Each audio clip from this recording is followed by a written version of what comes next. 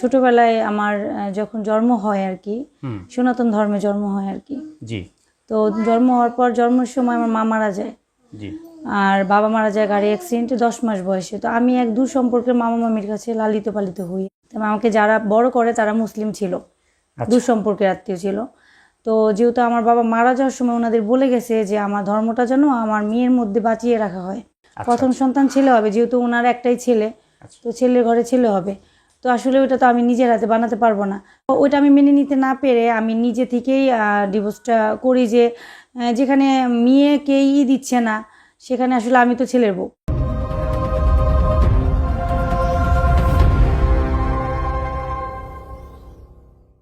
সুপ্রিয় দর্শক, আসসালামু আলাইকুম। দেশে এবং দেশের বাইরে এই মুহূর্তে যে যেখান থেকে আমাদের ইউটিউব চ্যানেলটি দেখছেন, আপনাদের সকলকে প্রীতি ও আন্তরিক শুভেচ্ছা জানিয়ে শুরু করছি আমাদের আজকের প্রতিবেদন। প্রিয় দর্শক, আজকে আমরা আছি চাঁদপুর জেলায়। আমরা একটি অসহায় বোনকে ক্যামেরার সামনে নিয়ে এসেছি। আপনারা হয়তো ইতিপূর্বে জেনেছেন, আমরা বিভিন্ন সময় বিভিন্ন অসহায় নারী উদ্যোক্তা, বিভিন্ন শ্রেণী পেশার মানুষ যারা সমাজে অবহেলিত, বঞ্চিত এবং যারা বিভিন্ন সমাজে বিভিন্নভাবে লাঞ্ছিত, তাদের লাইফ স্টোরি আমরা আপনাদের মাঝে তুলে ধরি। তো বরাবরের মতো আমরা আজকে এক আপুর কাছে আসছি, তার লাইফ স্টোরিটি আপনাদের মাঝে আমরা তুলে ধরবো। আপু, আসসালামু আলাইকুম। ওয়ালাইকুম আসসালাম। আপু, কেমন আছেন? আমি আছি এই তো মোটামুটি যেরকম থাকার এখন। আচ্ছা আপু, শুরুতে আপনি একটু আমাদেরকে আপনার পরিচয়টা দিবেন। আমার নাম বিনা আহমেদ। জি। আর আমি এখন আমার বাচ্চাকে নিয়ে বসে আছি এইটুকি আর কি এখনকার জন্য।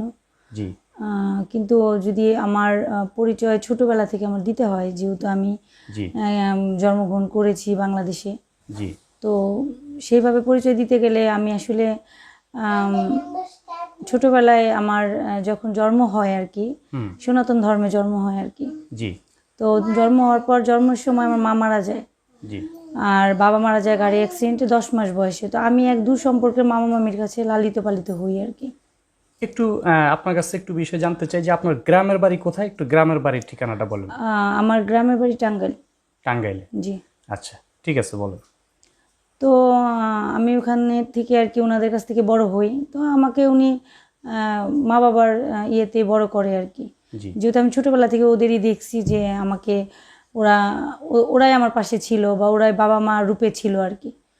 তো সেইভাবে আমি বড় হলাম। বড় হওয়ার পর এক পর্যায়ে দেখা গেল যে আমার যখন আমি স্কুল লাইফে আর কি, তখন দেখা গেল যে আমি আমার প্রস্তাব আসতেছে এরকম আর কি। তো আমার ওইভাবে হিন্দু ধর্মে আবার বিয়ে হয়। আচ্ছা। আমাকে যারা বড় করে তারা মুসলিম ছিল, দূর সম্পর্কের আত্মীয় ছিল। তো যেহেতু আমার বাবা মারা যাওয়ার সময় ওনাদের বলে গেছে যে আমার ধর্মটা যেন আমার মেয়ের মধ্যে বাঁচিয়ে রাখা হয়, যদি পারে এটা আর কি। যেহেতু ওনারা মুসলিম, তো ওনারা আমাকে আসলে মুসলিম কোনো কিছুই করতে দিত না। আচ্ছা। হ্যাঁ, তো সেই ক্ষেত্রে আমি আসলে ওইটা বুঝতে পারতাম না। যখন আমি বড় হলাম, যখন আমার বিয়ের প্রস্তাব আসছিল, যখন আমাকে জানানো হয় যে আমি আসলে সনাতন ধর্মে জন্ম হয়েছে আমার, তো ওরা আমাকে লালিত পালিত করছে, বড় করছে, সেই অনুযায়ী ওরাই আমার বাবা মা। যেহেতু আমার বাবা মা কেউ জীবিত নেই, তো সেই জায়গার থেকে আমার বিয়ে হয় সনাতন ধর্মে। তো সনাতন ধর্মে বিয়ে হওয়ার পর আমার ওইখানে একটা কন্যা সন্তান হয়। তো হওয়ার পর এক পর্যায়ে ফ্যামিলিগতভাবে বিয়ে হয়েছে, ফ্যামিলিগতভাবে আমাদের মানে ডিভোর্সটা হয়েছে। সেটা আমি আসলে নিজেই করে দিয়েছিলাম। আচ্ছা, একটু বিষয় আপনার কাছে জানবো, সেটা হলো আমাদের দর্শকদের হয়তো কৌতূহল থাকে যে আসলে আমরা তো ডিটেলস তুলে ধরলাম না যে আপনার কোন জায়গায় বিয়ে হলো, আপনার হাজবেন্ডের নাম কি, একটু যদি আপনার যতটুকু সম্ভব হয় আপনি বলেন। আসলে আমার বিয়ে হয়েছে সনাতন ধর্মে, কিন্তু ওদের বাড়ি ছিল আপনার এই ভোজেশ্বর, নড়িয়া। আচ্ছা, ঠিক আছে। তো এখন যেহেতু ডিভোর্স হয়েছে, মানে ইন্ডিয়া না না বাংলাদেশে, বাংলাদেশে ওই যে আপনার শরীয়তপুর আছে না, ওখানে ভোজেশ্বর নড়িয়া থানা পড়েছে, ভোজেশ্বর আপনার গ্রাম আর কি। তো ওইখানে ওদের বাড়ি ছিল। তো ওখানে আমার বিয়ে হয়েছিল। তো যে কোনো এক ইয়েতে আমাদের হয়তো বা পারিবারিকভাবে ওদের বা আমাদের একটু প্রবলেম ছিল। ওরা আসলে অনেক বড়লোক ছিল, তো সেই পর্যায়ে আমার নিজের বাবা মা ছিল না। তো ওইভাবে আর কি ফ্যামিলিগতভাবে আমাদের ডিভোর্সটা হয়। তো আমি আসলে ডিভোর্স হয় যেহেতু ওদের নামটা এখানে উল্লেখ করতে চাচ্ছি না। ওকে, ফাইন, ঠিক আছে, আপনার সামনের দিকে এগিয়ে। আর তারপর আমি ওখান থেকে যখন চলে আসি ডিভোর্সের পর, তো আমার যে ফ্যামিলি আমাকে বড় করেছে ওদের আসলে একটু মন থেকে ছিল না যে আসলে ডিভোর্সটা আমি নিজে রাগ করে দিই। হ্যাঁ, আমি একটা পর্যায়ে রাগ করে নিজেই দিই। তখন আমার স্বামী রাজি ছিল না, ডিভোর্সে রাজি ছিল না। তো আমি ডিভোর্সটা দিয়েছিলাম, কারণ আসলে না বললে হয় না, কেন তখন তো মানুষ বলবে যে কি কারণে ডিভোর্সটা। হ্যাঁ, আপনার যতটুকু সম্ভব তো সেটা হলো কি, আমার মেয়ে হয়েছিল। হ্যাঁ, এটা আমার ফলস ছিল যে আমার শাশুড়ি পছন্দ করতো ছেলে, প্রথম সন্তান ছেলে হবে, যেহেতু ওনার একটাই ছেলে, তো ছেলের ঘরে ছেলে হবে। তো আসলে ওইটা তো আমি নিজের হাতে বানাতে পারবো না। তো আমাকে এক পর্যায়ে বলেছিল কষ্ট দিয়ে যে অপয়া হলো কি, মেয়ে হয়ে মা বাবা দুইজনকে খাইছে, এখন নিজেও জন্ম দিছে, আমার ছেলেটাকে খাবে। আচ্ছা, তাহলে আমরা তাহলে ধরে নিতে পারি যে আপনার প্রথম ডিভোর্স হয় কন্যা সন্তানের সূত্র ধরে। জি জি, কন্যা সন্তানের জন্য। আচ্ছা, তো ওইটা আমি মেনে নিতে না পেরে আমি নিজে থেকেই ডিভোর্সটা করি, যে যেখানে মেয়েকেই দিচ্ছে না সেখানে আসলে আমি তো ছেলের বউ। হ্যাঁ, আমাকে কতটাই করবে। প্রিয় দর্শক, আপনারা যারা এই মুহূর্তে আমাদের ভিডিওটি দেখছেন, আশা করি আপনারা বিষয়টি কোট করতে পেরেছেন যে একটি জীবনের গল্প কিভাবে মোড় নেয়। এই আপু যিনি ক্যামেরার সামনে আছেন, তার একটি কন্যা সন্তান জন্ম হওয়ার পরে তার প্রথম সংসারটি ভেঙে যায়। ইস্যু হলো তিনি কন্যা সন্তান জন্ম দিয়েছেন। আপু বলেন। জি, তো তারপর আমি আসলে যখন নিজে ডিভোর্স করে ওখান থেকে এক পর্যায়ে চলে আসি আর কি, যে চলে আসার সময় তো আমার মেয়েটা আমার সাথেই ছিল। তখন আমার মেয়ের বয়স ছিল 9 মাস থেকে 10 মাস হবে বয়স তখন। তো তখন আমি চলে আসি, তখন আমার ওই হাজব্যান্ড কিন্তু ইন্ডিয়াতে থাকে। তার মানে কি, আমার ওটা বলা হয় নাই, সেটা হলো ওদের বাড়ি ইন্ডিয়াতেও বাংলাদেশেও, আমার আগের হাজব্যান্ডের বাড়ি আর কি। আচ্ছা, উনি পেশায় কি ছিলেন? ও আসলে কম্পিউটার ইঞ্জিনিয়ার ছিল। হ্যাঁ, আপনার কিন্তু ওর বাবার বিজনেস ছিল, চাল পাঠাতো ইন্ডিয়া থেকে, চাল আসতো বাংলাদেশে। আচ্ছা, আর ওদের গোল্ডের বিজনেসও ছিল। এটাই আর কি, ও নিজে দেখতো, ওর বাবারটা নিজে দেখতো, আর বাইরে কোনো জায়গায় জব করতো না আর কি। আর ওখান থেকে যেহেতু আমি চলে আসছি যখন, তখন আমার মেয়েটাকে 9-10 মাস বয়স, তখন নিয়ে এসে আমি একটা কোম্পানিতে জব করি আর কি। আর আমি ঢাকাতে থাকি, কারণ আমাকে যারা লালিত পালিত করেছে তাদের টঙ্গীতে বাড়ি আছে, কিন্তু ওরা আসলে চাচ্ছিল না যে আমি এই সংসারটা যাই হোক যেন না ভাঙি। কিন্তু আমি আসলে এক পর্যায়ে রাগ করে বা সহ্য করতে না পেরে আমি যেহেতু ডিভোর্সটা করে ফেলি, মানে গরম মাথায় করে ফেলি, জিনিসটা হয়তো আমার জন্য তখন ঠিক ছিল না। এই কথায় আমি কেন ডিভোর্সটা করলাম, যেহেতু আমার একটা বাচ্চা আছে। আচ্ছা, আপনি যে ডিভোর্সটা করেছেন, মানে শুধু কি আপনি একাই নাকি আপনার স্বামীরও এখানে মত ছিল?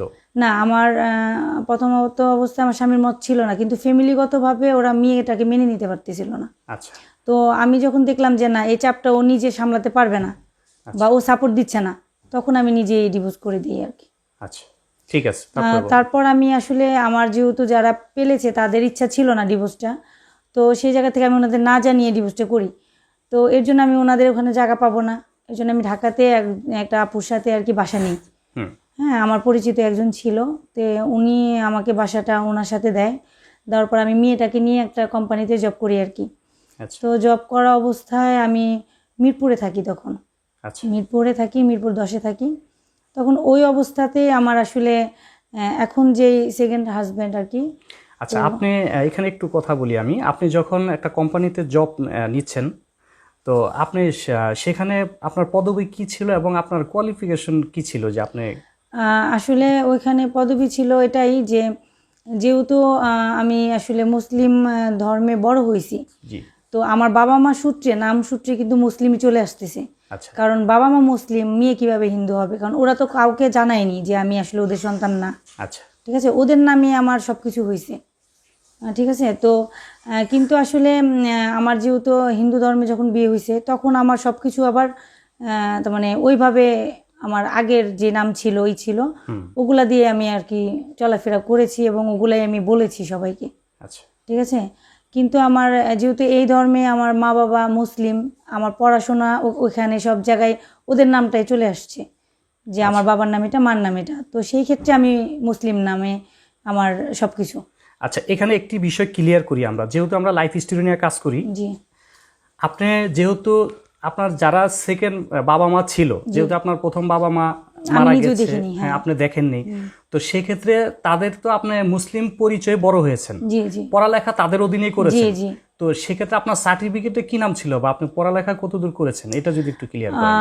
আমার সার্টিফিকেটে ছিল বিনা আচ্ছা বিনা আক্তার ছিল আর কি, আহমেদ, পরবর্তীতে আহমেদ আর কি করা হয়েছে আর কি। আচ্ছা, তো পড়ালেখা করেছেন কোন পর্যন্ত? পড়ালেখা করেছি ইন্টার পর্যন্ত। ইন্টার পাস করেছেন? জি ইন্টার পাস করেছি। আচ্ছা ঠিক আছে, তারপরে বলেন। তা আপনি যখন মিরপুরে আসছেন? জি আমি তখন মিরপুরে এসে ওই জবটা করি আর কি। তো পাশাপাশি বাচ্চাটাকে যখন সবাই দেখলো যে কারো বাচ্চা নেই এরকম, আমি নিয়ে নিয়ে জব করতেছি, এবং আমার বাচ্চাটা খুব শান্ত ছিল, আচ্ছা মানে যেখানে যেভাবে রাখতাম ওইভাবে থাকতো, ওর জন্য আলাদাভাবে যে ডে কেয়ারগুলো ওগুলো লাগতো না আর কি আমার, আর আমি ওইভাবে রাখতেও পারতাম না। তাহলে আপনার পেশাটা একটু বলেন যে আপনি কোন পদে চাকরি করতেন সেখানে? আসলে আমি একটা মেডিসিন কোম্পানিতে জব করি আর কি। জি। তো সেই জায়গা থেকে আসলে আমি মার্কেটিং ম্যানেজমেন্ট ম্যানেজার হিসেবে ছিলাম আর কি এখানে। আচ্ছা ঠিক আছে, কিন্তু আমি আসলে ওষুধ কোম্পানির নামটা এখন আচ্ছা ঠিক আছে, ওটা আমি আপনি যেহেতু অফ দ্য রেকর্ডে বলেছেন, ঠিক আছে, কারণ আমি ওখানে আমি এখন ছুটিতে আছি, আমি জব করি। তো ঠিক আছে বলেন, তারপরে বলেন। তো আপনার তখন আমি এই জবের পাশাপাশি আমি আবার আসলে ছোটোখাটো একটা করতেছিলাম, তো মানে যেহেতু ইন্ডিয়াতে যাওয়া আসা ছিল, আমার একটা বিজনেস ছিল ছোটোখাটো একটা, সেটা হলো আপনার একটা শাড়ির 3 পিসের আর কি, কিছু কিছু 3 পিস কিছু কিছু শাড়ি এনে তার মানে শেয়ারে লোকের সাথে আনতাম, এনে ওইটাও আবার তার মানে বিক্রি করা হতো আর কি। তো ওইভাবে আমি চাচ্ছিলাম নিজের পায়ে নিজে, যেহেতু বাচ্চাটাকে নিয়ে একা একা তো উঠতে আর কি। আচ্ছা আপু, আমরা এখানে আসব।